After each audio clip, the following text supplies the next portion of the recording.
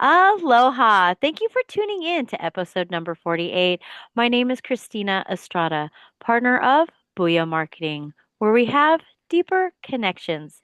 Today, our returning honored guest is Suzanne Kellner-Zinck with 30 plus years of experience working in the mental health, specializing holistic healing through hypnosis, helping clients quickly address the root causes of emotional illness when traditional mental health approaches have failed. Public speaker, author, podcaster, a mover and a shaker, setting souls free to live their purpose on purpose. How are you, Suzanne? Very happy to be with you again, Oh, Chris. Let's thank see you what we for can being. do today. We never know what's going to come up when we have these little conversations, but it's always interesting. I know. What are we covering today?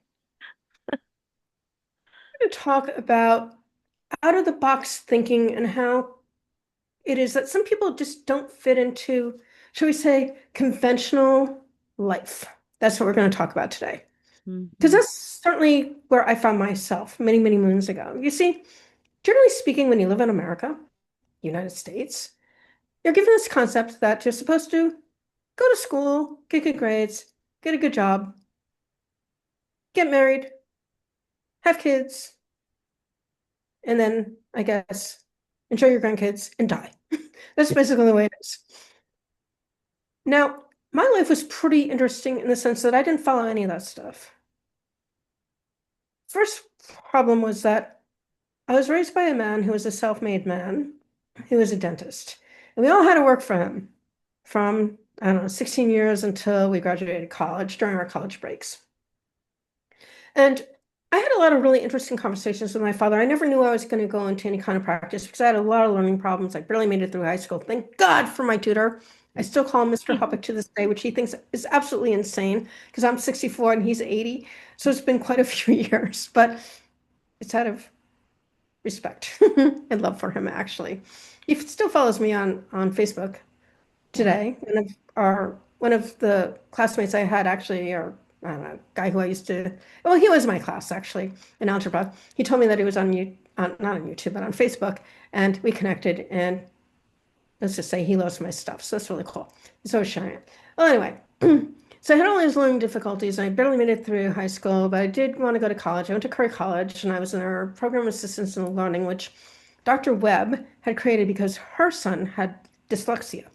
And I promised my dad I'd only go for 1 year because it was an extra $1,000 on top of the $6,000, which is a lot of money in the day because I was 1979. My sister's schooling was about half that cost because my dad told her, well, Susie's going to a very expensive school, so you have to go to a state school. And he told me this, that he told her that. Can you believe it? Unbelievable. But in any case, I only needed it for the year and I did very, very well. And I shocked him. He thought I was going to drop out after my first semester, and I actually graduated with a double major and a concentration in moderate special needs. Did elementary ed and poli sci history. 327 Kim. Never got a grade lower than a C. So that was very, very excellent and quite a shock to everybody. But I worked my ass off. And one semester, actually, I did 23 credits and I was home visiting over one of the holidays. And I told my dad this, and he thought I was absolutely out of my mind. And it's like, why did you do that? I said, because I had these things that I have to do. I have to cover all this stuff. I got a B plus average that semester. It was unbelievable. Yes. Crazy things can happen when you actually enjoy what you're studying, let me tell you. Mhm. In any case, I had those issues, and later on I had what's known as bipolar 2 today, but back in the day it was manic depression. And that happened as a result of a lot of pressure placed on me after my dad's death. I won't go into all the details. Suffice it to say, I was spending more time going to psych appointments, group appointments, whatever, while all of my peers were getting on with their lives. It was not the way I wanted to live, but it's what had to happen. I was so over medicated on this fucking lithium they put me on. But the reason they put me on the lithium at such a high level was because they didn't want me to have psychosis, because if you have psychosis, that means that you have mania, which means that you're losing your mind, psychotic event. And I never went there, thank God. But it was horrific for years and years and years. I'm not going to go into all the details of all this stuff, but you get the idea that I had a very different kind of situation. When I was working in so-called corporate America, I never had the opportunity to do anything other than the lowest level of garbage work at next to no pay. And I absolutely hated it. My dad died. I was working for an attorney. They were personal injury attorneys. And some of the attorneys were very nice, but there was one guy there who was one of the, what do you call it? I call those people on the thing. He was one of the owners, partners. That's the word, partners. And he treated me like a piece of shit. He sent a fruit basket to my house where I grew up, because I was there for 10 days. I was there for 10 days because my dad was in the hospital for a couple of days. Then my mom decided to take him off the life support because he was brain dead. And then we had to do the funeral, get all the funeral stuff together and a reading of the will. And by the time all that crap was done, it was 10 days I missed work. And he kept treating me like crap. I just lost my father. I was 23 years old. This is not something that was expected. And I got treated like crap. And he ultimately fired me, but I got back at him because he didn't fire me with good warning. And so they had to pay me unemployment for a while. In any case, suffice it to say, I didn't fit the box. And my dad made it very clear over the years that I was working with him in his dental office that, you can either own your life or be owned. And what he meant by that was that if you work for other people, they will tell you when you can do anything. Eat, go to the bathroom, whatever. He didn't believe in that crap. He also didn't believe in all the red tape. He didn't want to deal with any of the red tape. And we had many conversations about this actually over the years that I worked for him. He was very open about this whole concept. So I guess I got into my brain that I had to figure out a way to make a living on my own, being self-employed, but I had all these problems. How the hell do you do that? And I knew that I wanted to do something that was meaningful. So I ended up actually going to a specialist at the Massachusetts Department of Mental Health who worked with people who had mental health problems who were looking for jobs. Now, she was used to finding jobs for people who were really, really bad off, but I wasn't that bad off. I was pretty stabilized by the time I self-referred myself because I learned about it because they had referred to dentists who had gone absolutely insane with the really bright lights, because when you have bipolar and you're under really bright lights, you can have psychotic events. That's what he was doing. So anyway, I learned about this woman from my group therapy, and I just went there, and she sent me on 3 informational interviews, and one of them was for Tri-City Mental Health and Retardation Center, which were the same folks who were giving me treatment in the community while I was getting help for all this stuff. And they put me into a workshop to see, she was actually, the woman who ran it was quite amazing. She was blind. And she was running this workshop with people with mental illness, right? So they could make a couple of cents, doing something during the day. Well, upstairs, there was this woman, she was like in her late 20s, Deb Corbett, who was amazing. And she was running something called the Gathering Place. And this was the club house for mentally ill adults 19 and over. And it was really a place where they could come and have a safe place to be. We did all kinds of activities with them. And I got paid literally to play basketball every Wednesday with them. I'm 5 foot tall, totally uncoordinated, can't play anything, but the guys really respected the fact that I was willing to play with them anyway. And on their Saturday trips, Thursdays, they would decide where they want to go on their Saturday trips. So I would take them in the van, 15-passenger van, all 5 foot of me, down to wherever it was that they wanted to go. And sometimes I'd take them to Rockport and other places, artist colonies and stuff like that, because my ex was an artist and I knew all these cool places. And they would never think of going to a place like that. And then we go out to a restaurant afterwards. That would be a lot of fun. Well, anyway, that was a really, really fun job. The problem was when I got into working in supported housing programs, the directors were really, they were assholes. There's another way to state it. They were very dismissive of my clients' concerns. They did a lot of really horrible things. And over the years, I had to go above their heads so many times. And in one case in particular, I helped save this kid's life. He wasn't really a kid then. He was 33. I was 33. He was on Prolixent, and he had to take it for his psychotic events because he had paranoid schizoaffective disorder. So he had paranoia, schizophrenia, hearing things that weren't true. And in his case, it was auditory, and mood disorders like bipolar. So this Prolixent was apparently lessening the amount of oxygenation that was going through his system, which is pretty obvious to anyone who actually looked at the kid. He had blue lips and blue nails. Not one person in that place ever acknowledged it, never mind doing anything about it. Well, I saw it and I went right over my boss's head. I didn't care how angry they were. I don't care. That's the way I am. And I got him moved into a different place to get his psychiatric treatment. And they actually worked with him quite a bit on his dealing with the schizophrenic part of things, which is really, really great. And actually, that particular psychologist taught me a lot about how to work with the metaphors that they come up with their schizophrenia. And so I was able to help him, and I understood that he didn't feel safe with his roommates, and he didn't feel safe in the apartments. when he came back from a medication evaluation at one of the hospitals. It was like a hotel room that he was staying in. It was so fancy.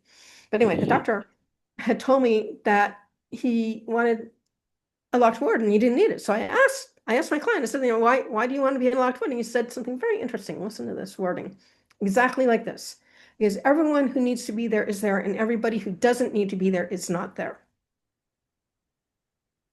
What does that tell you?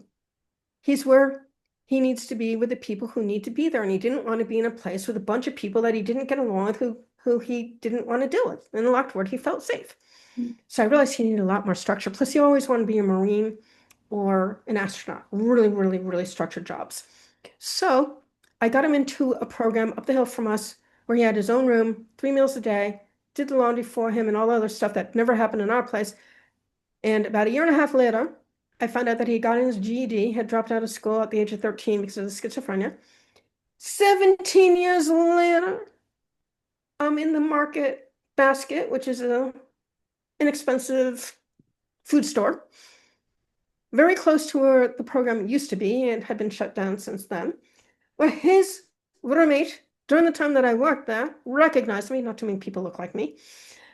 And he told me that he was out in the community. He had a roommate. He's doing really great. I would not recognize him if I looked at him today because he's not wearing his fatigues nor his leathers anymore, and he grew out his hair, which he used to keep shaved like a Marine.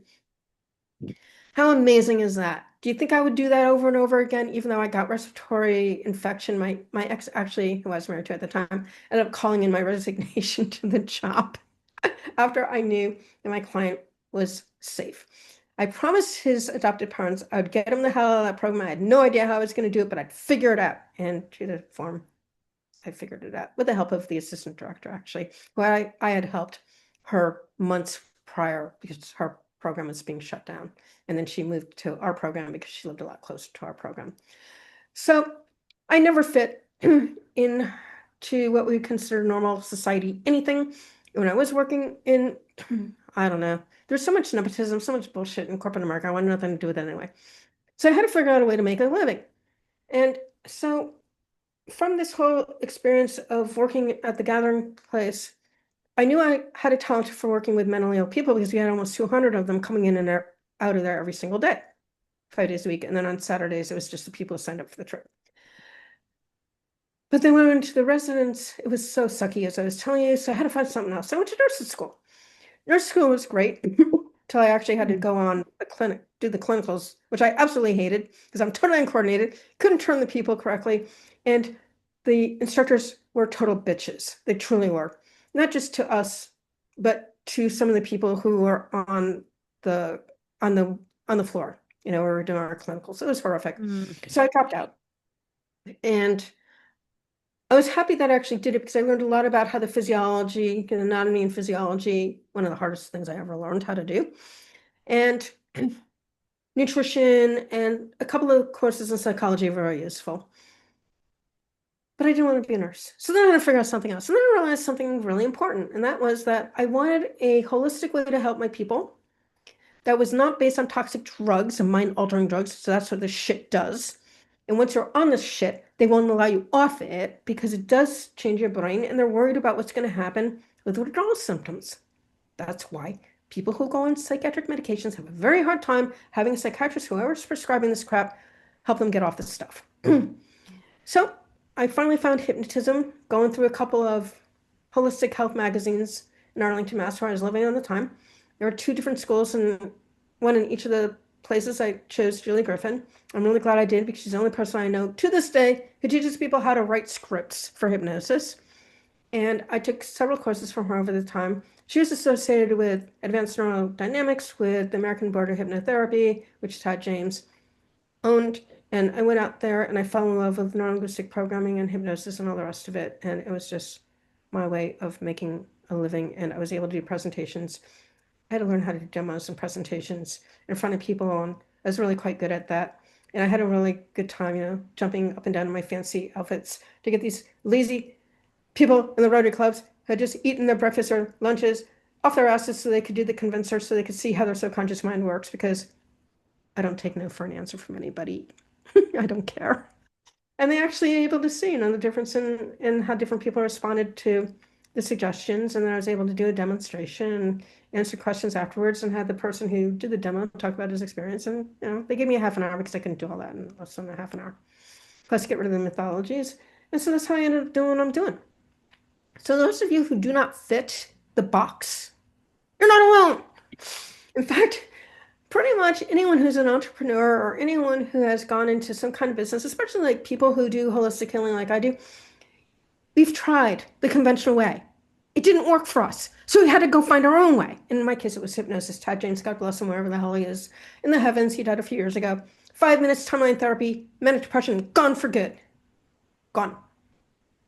Wow, that's amazing. So how do people get in contact with you?